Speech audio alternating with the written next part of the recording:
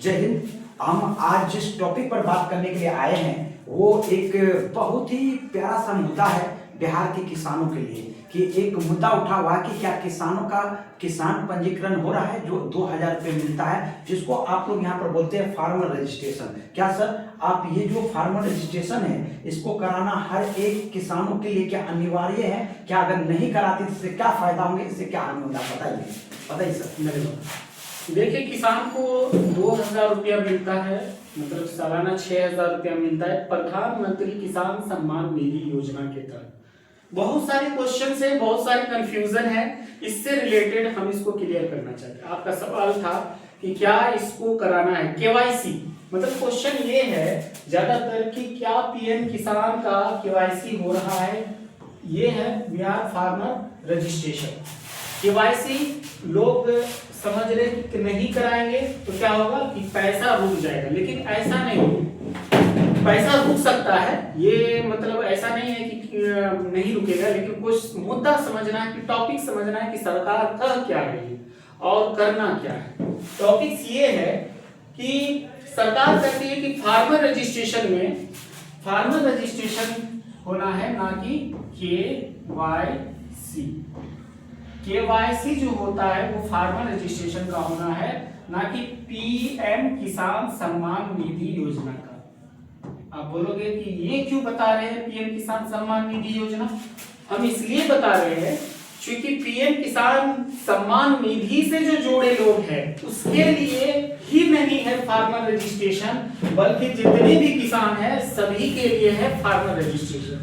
समझे sir? Farmer registration सभी किसानों के लिए है। तो अब ये सवाल है कि फार्मर रजिस्ट्रेशन से क्या फायदा है।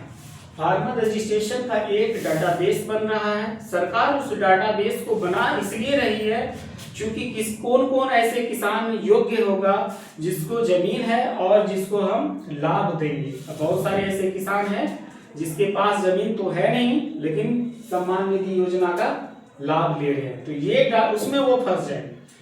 वही डाटा, जैसे बहुत ऐसे यहाँ पर हम देख रहे हैं कि जिनके पास दो बंगला घर है, जिसके पास 2 पहिया गाड़ी है, जिसके पास 4 चक्का वाहन है, वो भी ये जो 5 किलो अनाज मिलता है पीएम योजना के तहत, उनका भी वो फायदा उठा रहे हैं। तो उनका भी सर इससे उनका डाटा उनके पास चले जाएंगे ना सर? बिल्कुल सही। क्या उनको भी सही समझिएगा। अब देखिए, कुछ ही दिन पहले सरकार का अनाउंसमेंट हुआ है क्या कि जिसको जमीन है वो राशनदारी नहीं हो सकते, वो राशन का लाभ नहीं ले सकते। तो भैया सरकार को ये बात पता कैसे चलेगा कि किसके पास जमीन है किसके पास जमीन नहीं है? तो उसके लिए वो बहुत ही अच्छा चीज निकाला है। वो बोला कि हम भाई फार्मर रजिस्ट्रेशन कार्ड बनवा देते हैं। क्या बनवाएंगे? Farmer registration card. अब ये कोई भी योजना हो उसमें ये रजिस्ट्रेशन कार्ड जरूरी है। इसका लाभ है, इसका लाभ क्या है कि जो भी किसान है जिसके पास सही में जमीन है वो योजना का लाभ मिल जाएगा। लेकिन आप सोचिएगा कि जो जमीन नहीं है वो भी लाभ ले लें और जिसको जमीन है वो भी लाभ ले ले तो वो नहीं हो पाएगा। अक्सर हम लोग यही देखते हैं कि जिसके पास जमीन रहते हैं ना, तो कहा गया है कि हमेशा महल वालों के और एक गरीब की जब लड़ाई होती है झोपड़ी वालों से, हमेशा महल वाले की ही जीत होती है। यानी देख रहे हैं कि सरकार दे रहे हैं अनाज किसके लिए? तो गरीबों के लिए, जिसके पास कोई खेती बाड़ी नहीं है, लेकिन उनको मिल ही नहीं रहा है। इस देश में मिल ही रहा है। किसको मिला? जिसके पास जमीन जगह है। तो सरकार इसका डाटा कहाँ से निकालेगी? तो बस डाटा यहाँ से निकलने वाला है। क्या आप भी अगर नहीं कराए हैं ना तो आप करा लीजिए। उसके लिए क्या जरूरी है मैं बता दूं, क्योंकि अभी फ्री कैंप चल रहा है हर जगह सरकार के थ्रू भी, और हम लोग के सीएससी के थ्रू है, लेकिन वो फ्री नहीं है, उसके लिए चार्ज निर्धारित है सरकार के थ्रू। तो मैं बता दूं उसके लिए आपको सबसे बड़ा मुद्दा है कि आपके नाम जमीन होना चाहिए, जो कि नहीं है। लगभग परसेंटेज लोगों के नाम ज्यादा है। अब सवाल ये, बहुत सारा क्वेश्चन है, सर हमारे नाम तो जमीन है नहीं, हम रजिस्ट्रेशन करवा दें।